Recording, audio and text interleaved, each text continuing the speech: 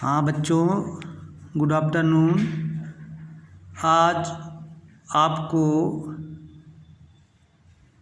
11वीं का भूगोल इकाई 1 को पढ़ाने जा रहे हैं। भूगोल एक विषय के रूप में, ज्योग्राफी एज ए डिसिप्लिन, इसको आपको पढ़ना है। सबसे पहले अपन इसका प्रस्तावना को समझने का प्रयास करते हैं। छात्रों, आप सभी ने माध्यमिक स्तर पर भूगोल अर्थात पृथ्वी विषय का अध्ययन सामाजिक विज्ञान पाठ्यक्रम एक भाग के रूप में किया था। क्या था? सामाजिक विज्ञान एक क्या था? आपका बुक था। उसी के अंतर्गत आप भूगोल को क्या किए थे? पढ़ते थे। पृथ्वी सौर मंडल का एक ग्रह है। पृथ्वी क्या है? सौर मंडल का एक ग्रह है। पूर्व कक्षाओं में हमने पर्वत, पठार एवं मैदान अर्थात थलमंडल तथा सागर, महासागर, जलमंडल का अध्ययन कर पृथ्वी के संदर्भ में ढेरों जानकारियाँ प्राप्त कर चुके हैं। आप कक्षा 9, 10, 6, 7, 8 में विभिन्न प्रकार के मंडल के बारे में अध्ययन किए हैं और उनके बारे में जानकारी भी आप कर चुके हैं, आपको मालूम है। हमें उसको और उच्च स्तर पर समझना है। अब हम भूगोल को एक स्वतंत्र विषय के रूप में पढ़ेंगे। कहने का आशय है, जो सामाजिक अध्ययन विषय था वह 3 भाग को मिलाकर एक विषय बना था। अब वो विषय भूगोल, अर्थशास्त्र और नागरिक शास्त्र के रूप में विभक्त हो जा गया है। उसी में से एक भूगोल है। प्रश्न यह उठता है कि भूगोल क्यों पढ़ना चाहिए? हमें भूगोल का अध्ययन क्यों करना चाहिए? जीवन में क्या महत्व है और उसका उस विषय को पढ़ करके हमें क्या ज्ञान मिलेगा? हम किस क्षेत्र में जाएंगे? आइए समझने का प्रयास करते हैं। हम पृथ्वी के स्थल भाग पर रहते हैं। स्थल का मतलब जहाँ पे हम सब लोग निवास करते हैं। पेड़ पौधे, नदी, नाले, घाटी, इसको स्थल मंडल कहते हैं। हमारे जीवन में संबंधित समस्त क्रियाकलाप अपने परिस्थान से संबंधित अथवा प्रभावित होते हैं। हमारे जीवन से संबंधित समस्त एक्टिविटीज़ अपने परिस्थान से संबंधित अथवा प्रभावित होते हैं। मानव जन्म से लेकर मृत्यु तक अपने आसपास के संसाधनों पर आश्रित रहता है। अर्थात मानव अपने जीवन के प्रारंभिक चरण आदिम अवस्था में वनों में रहा करता था।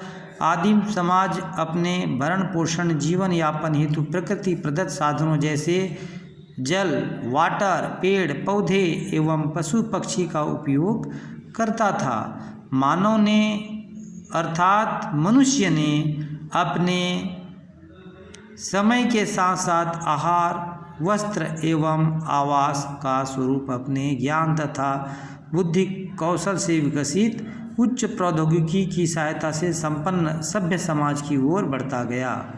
कहने का आशय है, जैसे जैसे समय परिवर्तन आ रहा है, मनुष्य का आहार बदल गया।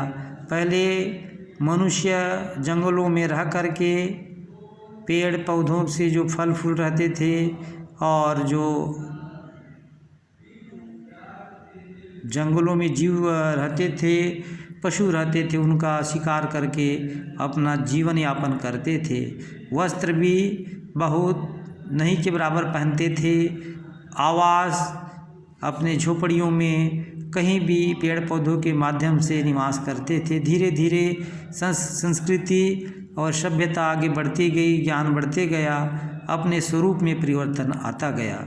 बुद्धि कौशल से विकसित उच्च प्रौद्योगिकी की सहायता से संपन्न सभ्य समाज की ओर बढ़ता गया।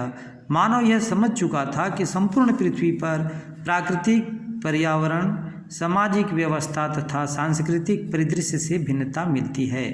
भूगोल मुख्यतः पृथ्वी की विविधता के साथ स्थानिक एवं कालिक परिवर्तनों को समझाने का विषय है। भूगोल के एक छात्र को पृथ्वी पर उपलब्ध विभिन्नता को जानने की उत्सुकता होनी चाहिए,